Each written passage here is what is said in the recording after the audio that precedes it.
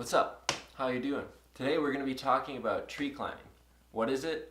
What do you need? And how do you do it?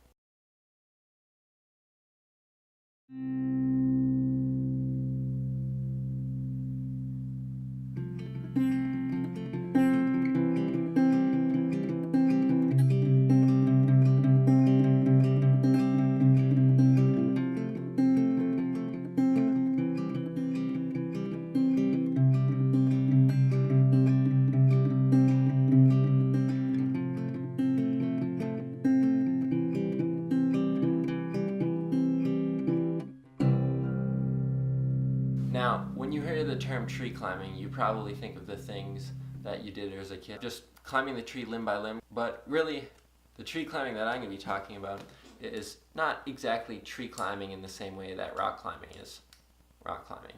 Tree climbing is more you lassoing the tree and then climbing up your lasso. You're not exactly climbing the tree. Indirectly, you're climbing the tree. It's confusing. I'll explain. The reason that tree climbing first started being used was so that arborists could climb trees to take care of them, or if the tree was sick or dying, they would use those same skills to cut the tree down safely without hurting anyone or injuring any kind of property. But I just tree climb because it's fun. Now, what do you need to tree climb? In reality, it could be argued that you only need two things to tree climb: a rope and a harness. But obviously there are a lot of other things that make tree climbing much easier and safer. Also, you should wear a helmet too. Keep that noggin safe. Doesn't have to be a climbing helmet. A biking helmet or anything would work perfectly. Skiing helmet. Whatever's your jam. Now, talking about ropes. What kind of ropes do you want to use? You want to make sure that you are using a static climbing rope. You do not want a dynamic rope like you would use for rock climbing, because there are two huge differences between these ropes, and that is how much they stretch. A dynamic rope can stretch up to 33% of its original length, whereas a static rope will only stretch maybe up to 3% of its original length, and because of that, it's going to save all of the force you put into climbing that rope. Because if you use a dynamic rope like this one, the rope's just going to keep stretching when you apply force to it, which is going to make your climb very slow, but also very unsafe. Because if you are using this rope for, say, single rope technique climbing, which I'll talk about later, basically what happens is the rope is hitched to itself, making kind of a loop, and that loop goes around the tree branch. But if the rope is continuously stretching and contracting, it's just going to be sawing away at the sheath on that tree limb, and it's going to kill your rope pretty quickly. Hopefully it doesn't also kill you, but it will destroy your rope pretty fast. And it just sucks to climb. So you want a static rope for climbing. Now, you don't need a very long rope for tree climbing. When you're rock climbing, sometimes you get into pretty lengthy ropes. This one's pretty standard. This one's 60 meters, which is pretty close to 200 feet, but there aren't a lot of 200-foot or 100-foot trees depending on the technique you're using. So you're usually pretty good with a rope around 100 feet long. I have ropes on both ends of the spectrum. This is an 80-foot Sterling static rope. And over here I have a 120-foot Arbor Master rope. Now, these two ropes are pretty different because this one's designed for climbing, maybe using it as a rappel rope, where this rope is designed specifically for tree climbing.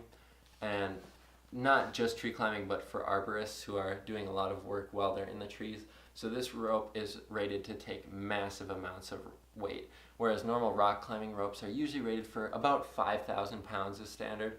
This rope is rated for 8,000 pounds, and because of that, it's also much thicker, which for me, that's not really the greatest because I don't do a lot of arborist work. I'm not cutting down trees. It doesn't have to take the weight of massive tree limbs coming down on it. It just has to take my weight. That's about it.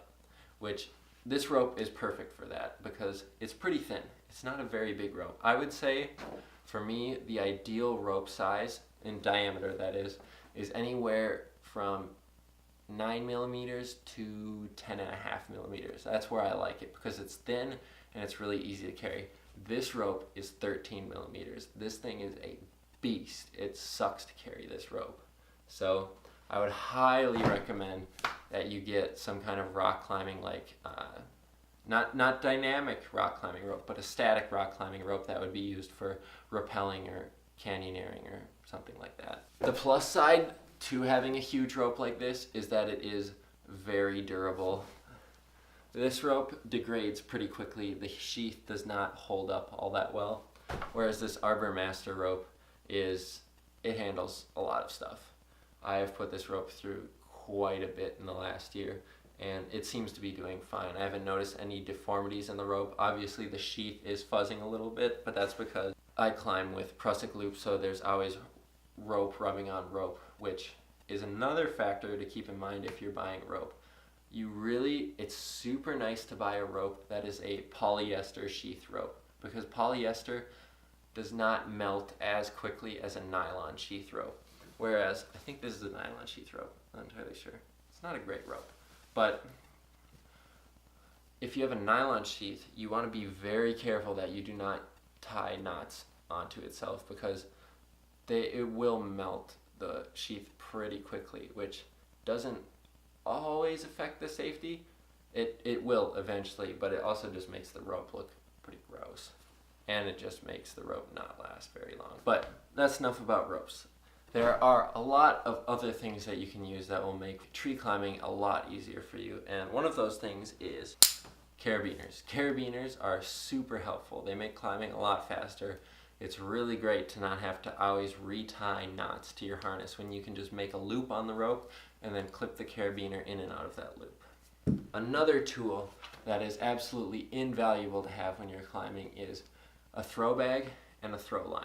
Now, a throw bag is just basically a weight bag. This one is a canvas bag. It weighs about 1 pound and it's filled with coated lead shot, so that it's very small, it's very packable, which makes it's also very streamlined, which means it won't get caught in branches very easily and other things, because depending on what kind of weights you use, sometimes they'll get wrapped around branches when they're way up in a tree, and it's very hard to get them out. The throw line is basically a hauling line. You connect it to your throw bag and use it to throw that up and into the tree. Now, this throw line is very, very slick. Like when you feel this rope, it's very slippery, which is super nice, because that means it slides over the branches very easily. It does not get stuck hardly at all. And it's just great to have, because the way you use this is you throw it over the branch and then use it to haul up your main climbing line, because you cannot throw these main climbing lines very high. Okay, maybe if you're the Hulk, you're very strong. You can throw these climbing lines pretty high if you have a weight attached to them. But I can't. I use a throw line. Something else that's really nice to have for tree climbing is accessory cord. I like this. This is 8mm accessory cord made by GM Climbing. It's super inexpensive and it's super tough. This stuff is very strong. I think the 8mm is rated for very close to 4,000 pounds. It's right around in that neighborhood. I also have some other stuff. I do have some thinner stuff like this. This is 6mm, made by the same company, and this is only rated for under 3,000, but more than 2.5. So the reason the accessory cord is so useful is because you can use it to make split tails or Prusik loops, like this one. This is a Prusik loop. It's made with the exact same kind of rope. If you just buy a bunch of it in bulk, it's a great deal, pretty cheap. I think this is about $40 for about 50 feet, or sometimes you can get deals for $40 for up to 100 feet. And I just really like this stuff. It's great for not just making split tails and Prusik loops for your main climbing line, but also making adjustable lanyards. Lanyards are super nice to have.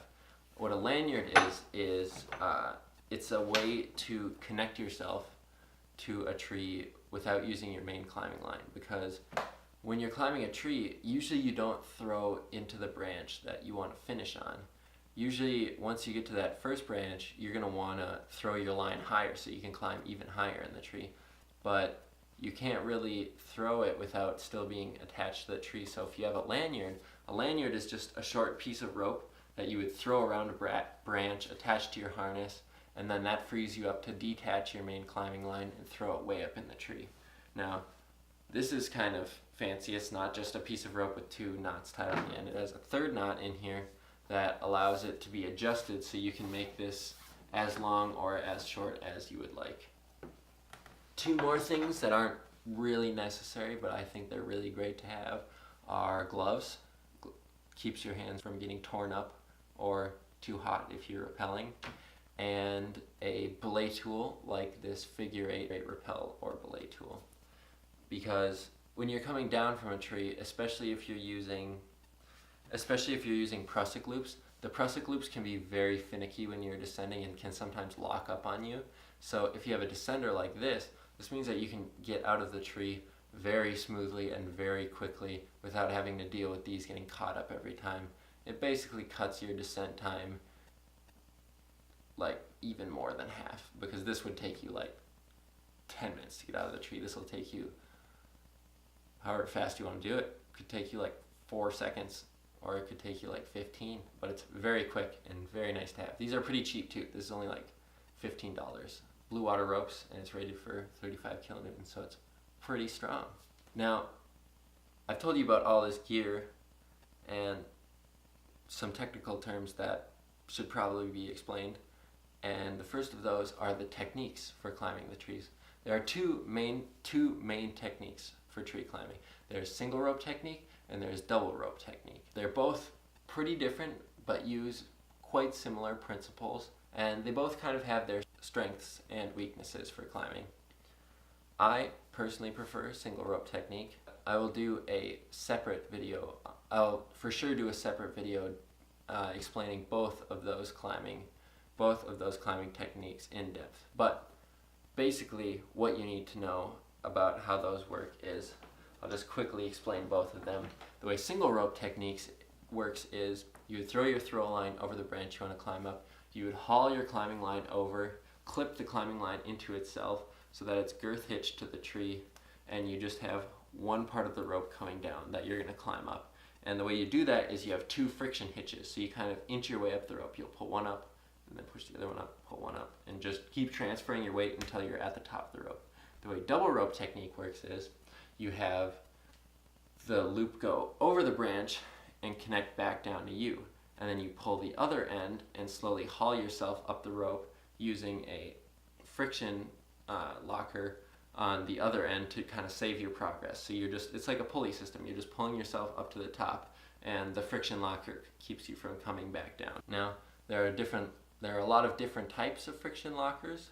I only use rope ones. I just use knots. I use Blake's hitches and Prusiks. Those are my two main knots I use. I used to use hitch climbers, but they don't work as well with this accessory cord. It's also very cheap climbing with these. This Prusik loop costs about $10. It's probably cheaper if you buy it in bulk, like if you buy the accessory cord in bulk like this. But there are other devices you can use. I've seen people use Gree-Grees or Kong Duck, whatever those things are. But there's a lot of other mechanical friction hitches you can use to climb trees. But if you're beginning tree climbing, you're probably not looking to sink an absurd amount of money into tree climbing equipment, and some of those ascenders get very expensive. There's some devices that cost up to $300. Two more things real quick I said some things about Prusik loops and split tails. A Prusik loop is just a loop like this, typically used for tying Prusiks, hence the name. But there are also other knots that you can tie with this, like a Clem Heist knot or other things like that. But the other thing I mentioned was a split tail, which I do not have one here currently.